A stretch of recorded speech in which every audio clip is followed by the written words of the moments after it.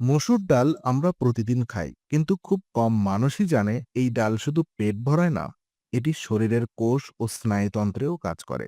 আজ আমরা জানব মসুর ডাল শরীরের ভেতরে কিভাবে ধীরে ধীরে প্রভাব ফেলে। মসুরের ডাল হজম হয়ে শরীরের কোষে অ্যামাইনো অ্যাসিড সরবরাহ করে।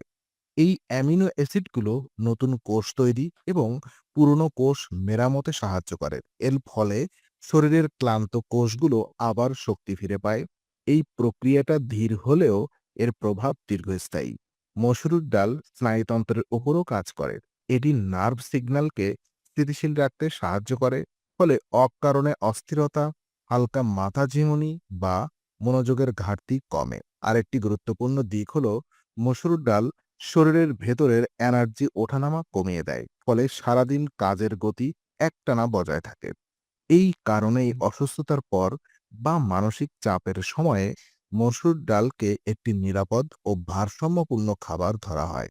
সব মিলিয়ে বলা যায়, মসুর ডাল শুধু একটি সাধারণ ডাল নয়, এটি শরীরের কোষ ও স্নায়ুকে নীরবে সাপোর্ট দেওয়া একটি প্রাকৃতিক শক্তির উৎস।